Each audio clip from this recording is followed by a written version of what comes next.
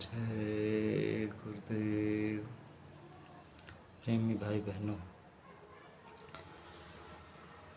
आश्रम में असली कलयुग था ये तो आप कहते सुनते हो, लेकिन किस तरह का असली असली नकली क्या होता है, और ये गुरु महाराज ने ये असली क्यों कहा। ये कह सकते थे कि आश्रम में कलयुग है, लेकिन ये है असली कैसा था तो वो आपके दिमाग में आइडिया नहीं होगा। मुझसे प्रेमी ने मुझसे कहा कि भाई अरे क्या भाई, दुनिया में इतनी सारी रेडियो में बुरी बुरी खबरें आती है, अखबार में आती, टीवी पे आती हैं, और सब तो मोबाइलों में भी आने लगी हैं, और लोगों को भी सुनाई पड़ती, सुनते रहते हैं। लोगों की निंदा की आदत कलयुग में मुझसे भी बढ़ जाती, बुरी खबरें बहुत जल्दी फैलती, अच्छी बिल्कुल नहीं फैलने पाती हैं। तो फिर इतने इतने बुरे काम जो दुनिया में होते हैं, तो क्या ये सब नकली जो है पाप है। और जो गुरु महाराज ने कहा ये सब नकली जो कलयुग का खेल है, लीला है उसकी, तो असली कलयुग कि क्या होता है, उसकी क्या लीला होती है। तो मैंने कहा अच्छा, फिर देखो मैं अक्सर इस बात को कहता रहता था कि भाई असली कलयुग तो गुरु महाराज ने ही कहा है कि भाई आश्रम में है, तो फिर आप समझो कि है। तो इस चीज़ को जब मैंने बताया तो उसने जो अपने दोनों कानों में उंगली डाल लिया, कहा कि बस भैया अब रहने तो। हमने कहा नहीं नहीं भाई, गुरु के वचन पे आपको भरोसा नहीं, और बहुत से प्रेमियों को भी भरोसा नहीं होगा कि गुरु महाराज असली कलयुग था और गुरु महाराज चले गए, तो क्या असली कलयुग वहाँ से चीज़ छोड़ के भाग गया वो? हम क्या वो उसके गुरु महाराज ही सबसे बड़े दुश्मन थे? अरे वो तो समझ लीजिए कि असली कलयुग तो था ही था, समझ लीजिए कि। तो प्रेमियों, मैं आपसे ये कहना चाह रहा था कि उधर मैं आश्रम में जब ड्यूटी करता था मंदिर के पीछे, तो वहाँ समझो एक दिन ये हुआ कि भाई कुछ लोग आए, और मुझे जहाँ तक याद आ पड़ता है कि वो अनिल ठाकुर के बड़े भाई थे। अनिल ठाकुर के बारे में आप नहीं जानते होंगे। अनिल ठाकुर जो है वो समझ लीजिए कि वो ठाकुर पिक्चर गैलरी जो खोलते थे, वो उन्हीं के समझो बड़े भाई थे, और वो आश्रम में अपना धंधा पानी करते थे, और समझ लीजिए कि वो एक तरह से व्यापार समझ लो, और पूरी तरह से सफाई थे। वो नेता टाइप के आदमी थे, तो वो नहीं चाहते थे कि हमारे आगे किसी के आश्रम में चले। तो एक मध्य प्रदेश के विनोद चौहान करके थे, तो एक बहुत बड़ा ढाबा चलाते थे, परमानेंट ढाबा। तो गुरु महाराज ने जिसको जैसे चलवाया, उनकी तो बड़ी विचित्र विचित्र कहानी। जैसे एक महावीर कैसेट थे, तो राजू मौर्य था, उनका साड़ू लगता था, वहीं अतिथिगृह में रहता था और ढाबा चलाता था उधर पीसो हाथा के बगल में, उसका ढाबा वहाँ चलता था। एक मनीष सिंह का ढाबा था, जिसका नाम स्वामी जी ने संतोषी सिंह रखा था, जौनपुर के रामपाल के लड़के थे, और वो तो खैर बहुत ही त्यागी थे, और उसकी कभी मैं बात बताऊंगा। और एक लफड़ा का ढाबा आपने सुना था, और तो मुझे तो नाम अभी समय नहीं याद आ रहा, तो शायद विनोद सिंह करके नाम था, कुछ था उसका। तो वो समझो पेट्रोल पंप और मनीष ढाबे के बीच में वो लफड़ा का ढाबा, लफड़ा गुरु महाराज उसको और कहते थे। वो लफड़ा करके कहीं जो पड़ा होगा, सो रहा होगा। जब लोग उधर निकलते, स्वामी जी कहते अरे वो दिखाई नहीं पड़ रहा हो, तो कहते वो जो है कहीं होगा। शायद उसका नाम सुनील करके था, सुनील सिंह था। तो खैर मैं तो विनोद चौहान की बात कर रहा हूँ। आपने देखा होगा मंदिर, अपने मंदिर के सामने सुरक्षा चौकी, उसी के बगल में ट्रांसफार्मर था, उसके बगल में थोड़ी ज़मीन पड़ी थी। उसके बाद फिर ये था कि एक गेट था अंदर जाने का, वो बंद रहता था हमेशा बड़ा सा। उसके बाद फिर थोड़ा खाली ज़मीन पड़ी थी, जिसमें कंजी के पेड़ तक लगे थे, और पानी वानी भरा रहता, थोड़ी गंदगी रहती थी। तो उतनी ज़मीन जो वहाँ पड़ी हुई थी मंदिर के चौकी के ट्रांसफार्मर के बगल में, तो वो ज़मीन पे अपने एक एमपी के थे, शायद सागर जिला के, विनोद सिंह चौहान करके, उन्होंने एक ढाबा खोला था, तो होटल का, रेस्टोरेंट टाइप का। तो अब ये था कि प्रोग्राम के दौरान तो भीड़ होती थी, उस दौरान तो नहीं, लेकिन जब प्रोग्राम निपट जाता था तब भी वो चलाते थे। और उसके बाद लोग उनसे टैक्स वसूली करते थे कि भाई, अब गुरु महाराज तो देखिए मैं आपको बता दूँ, इतना बड़ा मेला लगता था, लोग नाना तरह की समझ लीजिए कि क्रियाकलाप करते थे। अब वो तो मैं फिर बताऊंगा आपको कभी। लेकिन स्वामी जी महाराज किसी से भी ज़मीन का, जैसे अक्सर हिंदुस्तान में आपने देखा होगा जब मेला ठेला बाज़ार लगते हैं तो लोग ज़मीन का पैसा वसूलते हैं, राजा महाराजा भी वसूलते हैं बड़े बड़े। हम भी, एक पड़ोस में रियासत है, वो छोटी सी थी, मतलब अभी तो रियासतें सब ख़त्म हो गई, तो बाज़ार में वो टैक्स वसूलना, जानवरों की बाज़ार से जो है टैक्स वसूलना। अरे भाई, आपने बाज़ार लगवाई है तो फिर टैक्स किस बात का? ये है कि अगर थोड़ा बहुत ले भी रहो तो उसी व्यवस्था में लगा दो, उसको इनकम का जरिया बना देना।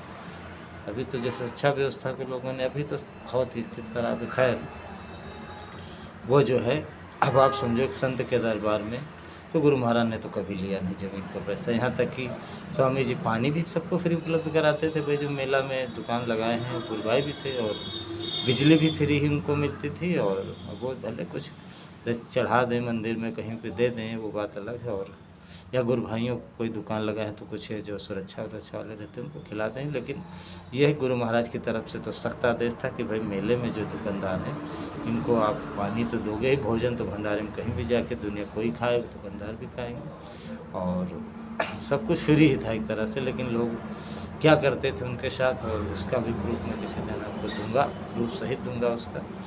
खैर, अब मैं तो बात करता हूँ विनोद चौहान की। तो विनोद चौहान जी थे, वो अपना ढाबा चलाते थे, गुरु महाराज के प्रेमी थे, डबल लाल बंदूक से थोड़ा एक पैर से थोड़ा हल्का सा नाम मात्र का 1-2% विकलांग टाइप से ऐसे चलते थे, लेकिन हिम्मत के बहुत ही, मतलब समझो धनी थे।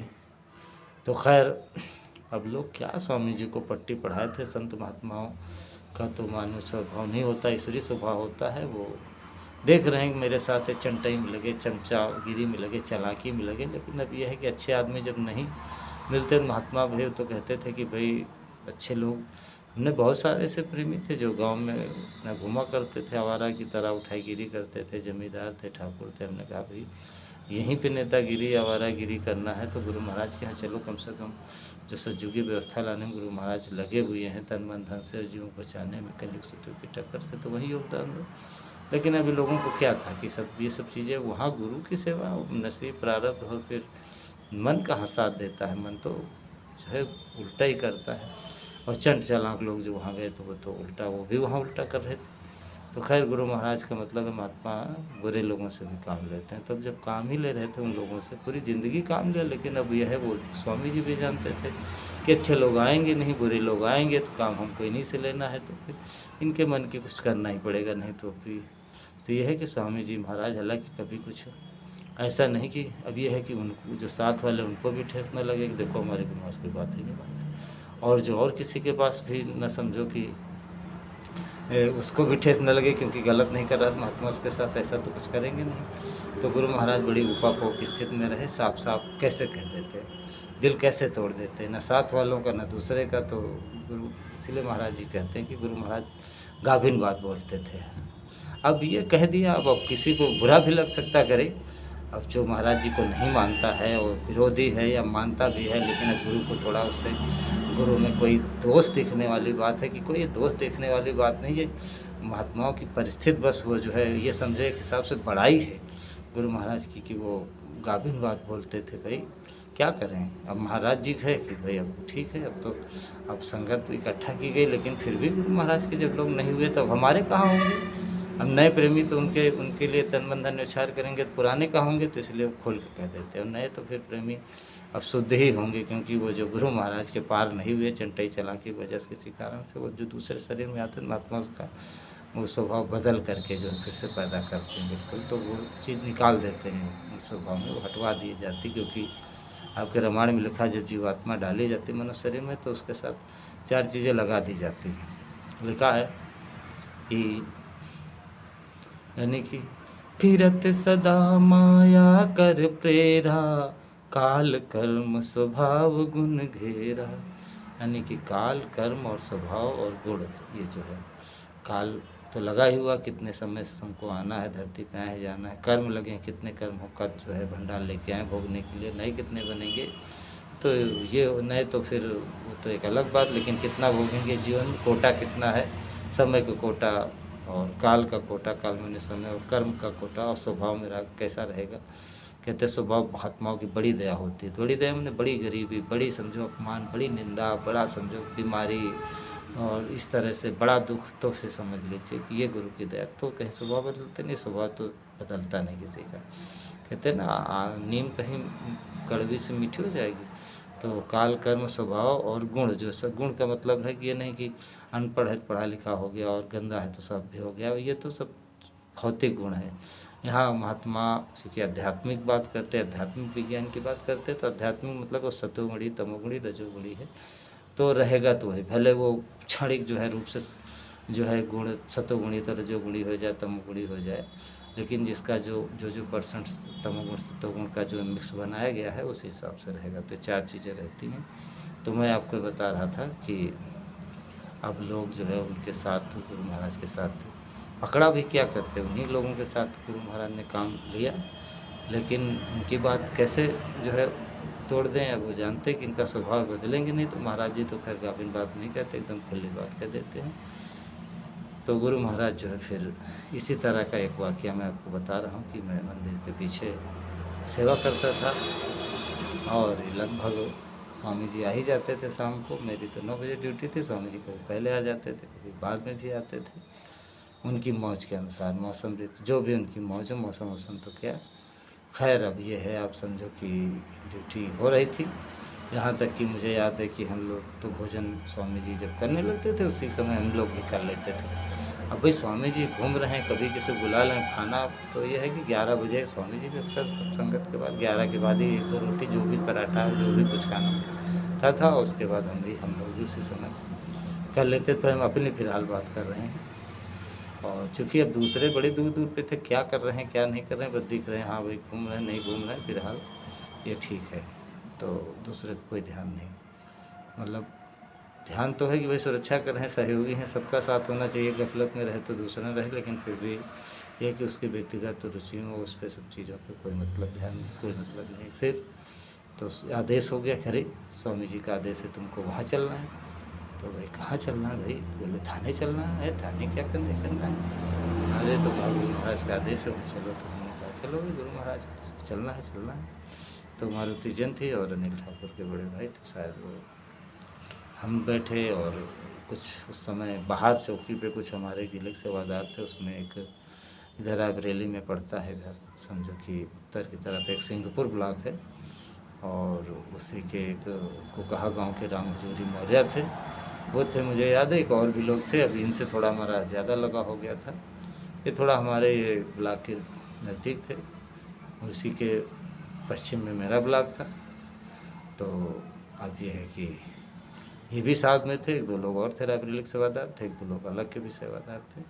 अब गाड़ी पे हम लोग बैठ गए, शायद एक तो जैन गाड़ी थी और एक आध मोटरसाइकिल थी, 1-2 मोटरसाइकिल और बाद में कुछ एक आध गाड़ी आई।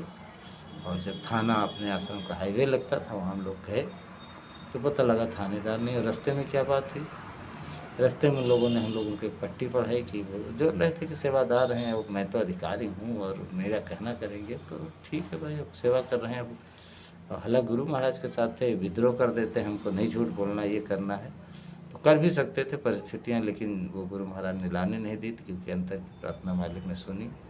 उन्होंने कहा कि आपको ये कहना है कि मैं वहाँ ढाबे पे भोजन करने गया तो दाल चावल सब्जी रोटी आई, उसकी सलाद आया, चटनी आई, अचार सब आया, जैसे ढाबे में नमक आता है, जब जो सामान्य भोजन है। तो जैसे हमने सब्जी रोटी खा ली, उसके बाद जैसे दाल उस रोटी से खाने चले तो देखा कि उसमें स्मेल आ रही है और यानी खट्टी हो गई है, मतलब हल्की फुल्की स्मेल, यानी कि नहीं तो ये होता है पहले से नहीं मालूम था, ना खाते हमारा खाना खराब हो गया।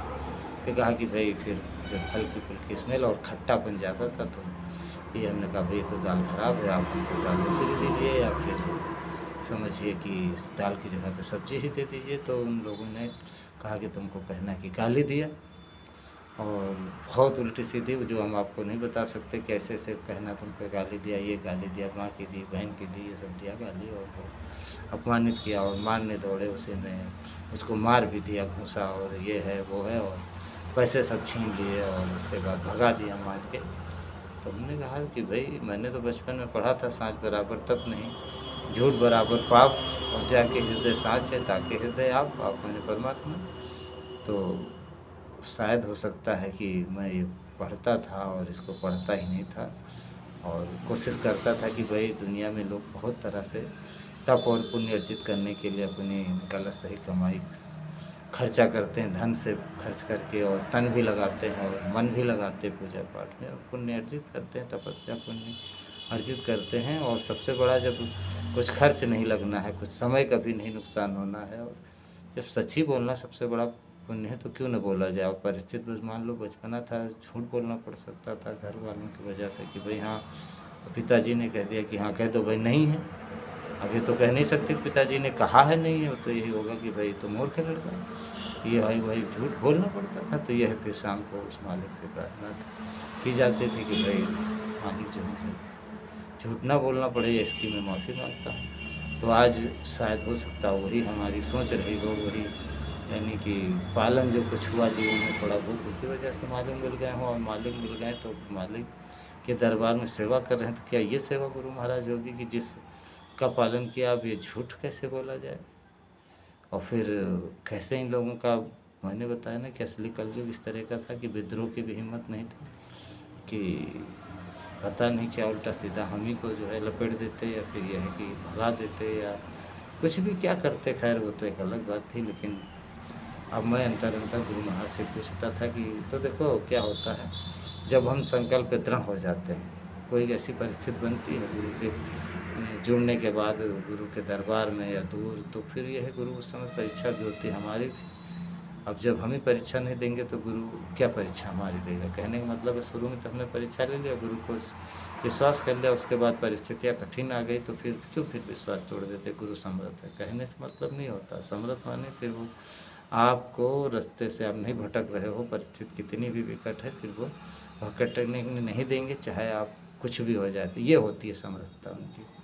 तो खैर मैं आपको बता दूं कि भाई अब आग में जब कूदोगे, गुरु ने कह दिया आग में कूद जाओ, कूद गए। अब जब तक कूदोगे नहीं तो बचाने की शक्ति उनके अंदर है कि नहीं है, तो ये उनकी परीक्षा कैसे होगी कि कितने समर्थ है। लेकिन जब कूदोगे तब तो, कूदोगे नहीं तो कैसे। खैर मैंने कहा कि ठीक है चला जाएगा, लेकिन गुरु महाराज झूठ तो मैं नहीं बोलूँगा। शायद थानेदार आएगा तो मैं उसके सामने बता दूंगा कि भले वो थानेदार बिकाऊ हो या इतने बड़े आश्रम के अधिकारी गए हैं तो दबाओ बाबा जी कमाने और मेरी बात कमाने, वो तो एक अलग बात है। यही सब सोच के हम लोग वहाँ बैठे रहे। तो प्रेमियों में हम लोग जो है वहाँ पे करीब मैं बता दूँ 10:30 ही के से ज़्यादा नहीं था, और 1 बजे तक बैठे रहे। अब आप सोच लीजिए, वो भी ठंडी का महीना भद्र, और वहाँ पे बैठे रहे। हाईवे के ही बगल में थाना, उसका नाम ही थाना हाईवे है। और फिर वो जो है कहीं फंसा हुआ था उस थाने का थानेदार, और वो फिर नहीं आया और 1:30 के ऊपर हो गया। फिर ये था कि भूख बहुत तेज़ लगी थी। जब 11 बजे आप भोजन करना है और सुबह मतलब दोपहर में वही 2-3 बजे भोजन आपने किया, उसके बाद कुछ भी नहीं खाया है, कुछ भी का मतलब कुछ भी नहीं। और उसके बाद फिर 3 बजे के बाद से आपका समझो 11, वो आपके समझो कितने घंटे हो गए आपके, यानी 8 घंटे वो, और 1 बजे के 8-9 घंटा हो जाए, और रात में आप बैठे हो। फिर 3 बजे के बाद काम में भी मैंने कहा ना कि काम में हम लोग लगे थे, यानी ऑफिस का काम, भंडारे का काम, फिर वहाँ जाना, घूमना टहलना। कह सकते हैं कि 3 के बाद कहीं 10-15 मिनट का आराम, उसके बाद फिर लगातार दिमागी काम, शारीरिक काम, हर तरह का काम करते करते समझो कि 9 बजे तक तो काम होता है। 9 के बाद भी टहलना, टहलते रहना, बात करना, टहलते रहना। 11 बजे, 11 के बाद फिर पहले हम बैठे रहें। तो इस तरह आप कह सकते हो कि 8 घंटा का आदमी काम करे और उसके बाद घूमने लगे। और वहाँ तो पानी भी हम नहीं पीना चाह रहे थे, क्योंकि थाने वाने आप जान रहे, गुरु महाराज ने कहा था राजन ने खा करके भीष्म पितामह बुद्धि भ्रष्ट हो गई। महाराज जी कहते हैं भीष्म पितामह जैसे योगी की बुद्धि भ्रष्ट हो गई, राजन ने दुर्योधन का न खा के, इसलिए कृष्ण भगवान विदुर के यहाँ भोजन किए। लाख कोशिश करने पर भी नहीं किया, उसने अपमान भी महसूस किया, बहुत कोशिश किया बांध के कराने की। लेकिन देखो ये सब शक्तियाँ जानती हैं, वो जाति नहीं देखती, वो पवित्रता वित्रता देख के अपनी आध्यात्मिक शक्ति को नहीं खराब करना चाहती। इसलिए संसार के जो मापदंड हैं इनमें वो नहीं पड़ती, लेकिन संसार उनको तो मानता है, लेकिन उनके मापदंडों को नहीं मानता है। खैर गुरु महाराज से प्रार्थना चलती रहेगी। सरकारी कर्मों का ही लेन देन कोई है नहीं, क्यों यहाँ पे आता, वहीं विरोध कर देता, वहीं पूछ लेता। खैर वो आया ही नहीं, वो लगातार इतना नहीं, अभी आधा घंटे में आ रहा, 15 मिनट में आ रहा, 10:30 10 बजे मैं 11:45 को हम लोग थाना पे पहुँच गए थे, थोड़ी ही दूर पे था। 10 साढ़े 10 बज गए, उसके बाद फिर 11 बज गया, फिर अभी 15 मिनट में रात 11:30, 12 बज गया, 1 बज गया, 1:30 तक हो गया टाइम। तो फिर मैंने कहा देखो भाई मैं तो पैदल चला जाऊँगा, करीब 2 किलोमीटर ढाई पड़ेगा। फिर उन्होंने कहा भाई, मैंने कहा बिल्कुल भूख लग रही, मैं बता दिया मैंने यहाँ सेवा करता हूँ, वहाँ करता, इतना काम किया, इसलिए मैं अब कहा यहाँ मंगा दिया जाए। 1-1:30 बजे कौन सी दुकान खुलेगी, कौन सा होटल? मैंने कहा होटल खाना नहीं, दुकान थाने कैंटीन में का कुछ नहीं खाना मुझे अपने। हमें तो कहने कह दिया भाई मैं किसी भंडारे भी नहीं खाता हूँ, बड़े भंडारे खाता हूँ, मेरा खाना वहाँ रखा हुआ।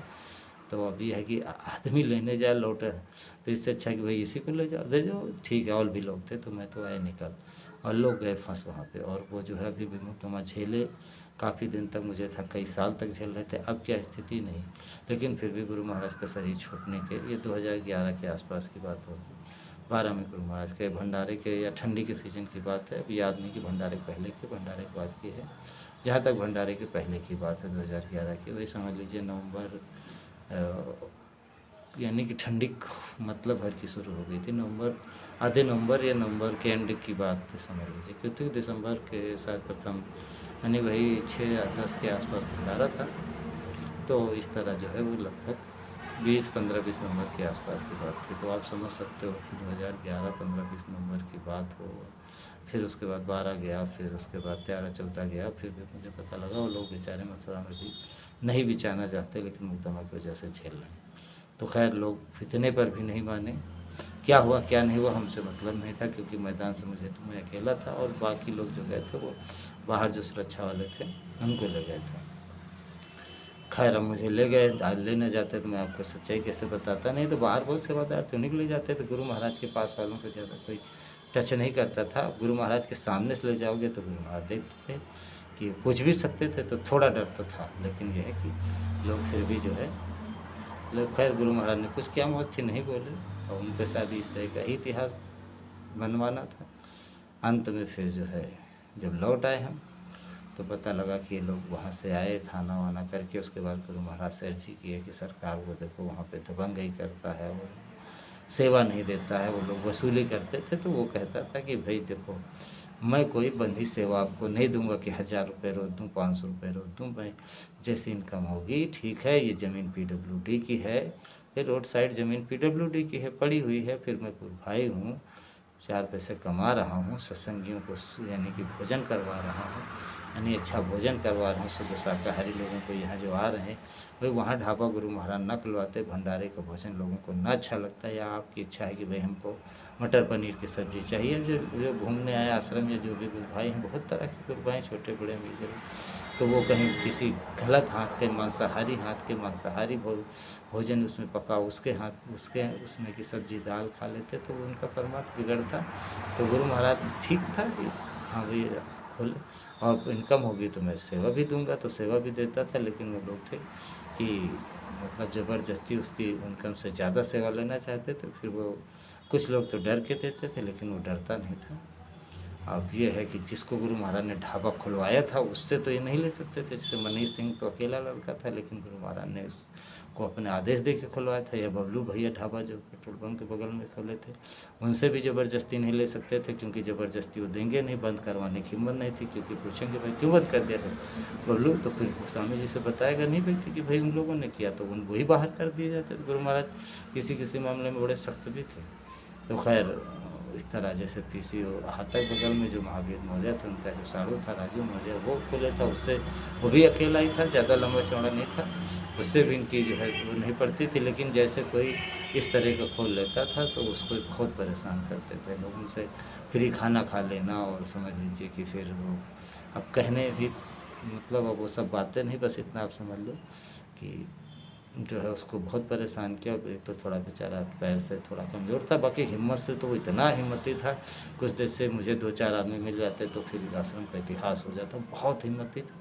हालांकि समय ज़्यादा हो गया था, वो अपना ढाबा बंद करके कहीं अपना वहाँ पे नौकर वोकर थे 2-4, उसके बाद कहीं किराया कमरा था, रहता था, कहीं भी रहता था, आश्रम में नहीं था। वो आश्रम में कहाँ रहे, जब आश्रम में रहने की इस तरह के लोग नहीं थे। बाकी वो हर तरह सेवा करता था, बहुत ही बढ़िया आदमी था। यूपी की तरह वैसे भी आदमी चंट चालाक होते हैं, फिर हल्वे MP का था। और चौहान, मतलब वो क्षत्रिय था, चौहान था, गुरु महाराज भी चौहान क्षत्रिय थे, विनोद चौहान करके नाम था उसका, विनोद सिंह चौहान। स्वामी जी को फिर यह लोगों ने इधर से सब बंद था, आगे से जो है वो दीवार से सटा हुआ उसका पंडाल था, तो पीछे का गेट, उसके जस्ट गेट, चूँकि वो गेट बंद रहता था, तो वो लोगों ने स्वामी जी की गाड़ी को ले जा कर के आश्रम के अंदर से होकर के भंडारा घुमा करके उधर वकील साहब की कुटिया के बगल से रास्ता, उसी के पास वो गेट के पास ला के खुलवाया, उसके अंदर गए, क्या किया क्या नहीं किया। मैं कुछ दूर तक तो गया क्योंकि सुरक्षा में था, और जब वो लोग अंदर ढाबे में गए और वो सब कुछ करने लगे और कैसे क्या वो सब, तो मैं तो आया चला है।